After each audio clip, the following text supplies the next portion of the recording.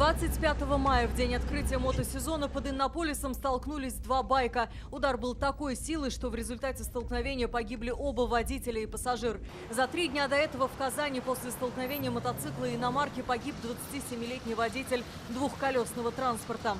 1 июня трое несовершеннолетних в Арске на мотоциклах попали под товарный поезд. К счастью, дети выжили. При столкновениях в любом случае хоть какое-то повреждение мотоциклист получает, если это происходит на скорости, естественно. За круглым столом представители мотосообществ и автоинспекторы. За последние 5 лет количество погибших в ДТП мотоциклистов выросло почти в 3 раза. В 2020-м 3 смерти, в этом уже 8. Прежде всего мы говорим о профилактике.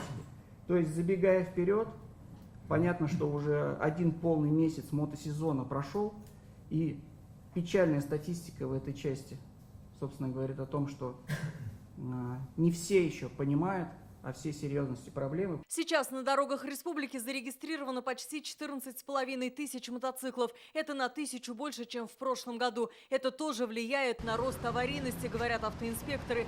Здесь же озвучили и главные причины ДТП. Это неправильный выбор скорости движения мотоциклистом. То есть в основном это превышение установленной скорости.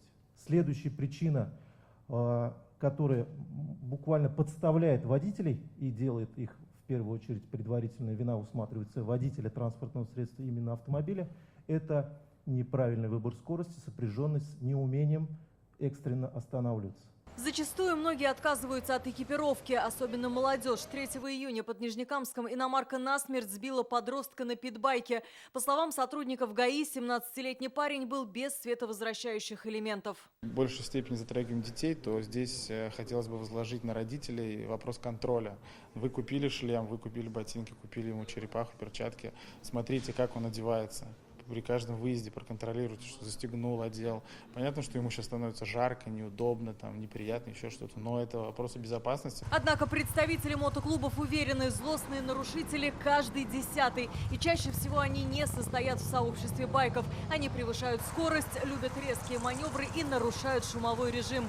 На любителей громких выхлопных систем с начала года составлено 108 протоколов. Максимум это 10% нарушителей на мотоцикле, которые в общем сеют вот эту вот тенденцию о том, что мотоциклисты, ну, такие вот асоциальные, нерадивые водители, скажем так, да, когда как те же самые клубы, сообщества, дорожа, скажем так, имени собственного клуба, зачастую являются довольно-таки правопорядочными водителями.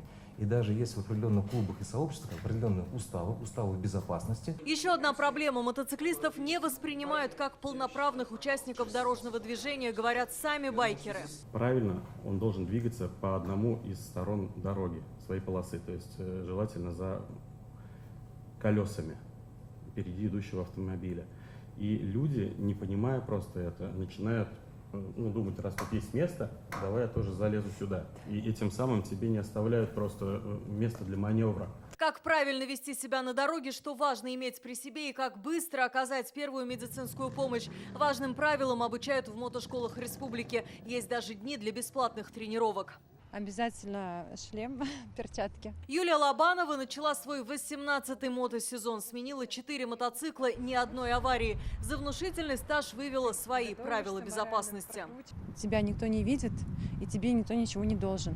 То есть, выезжая на дороге на мотоцикле, нужно думать за себя и за всех, кто вокруг. Сотрудники ГАИ и представители мотосообществ договорились встречаться раз в месяц. С начала учебного года совместно будут посещать школы и рассказывать детям о безопасности на дорогах.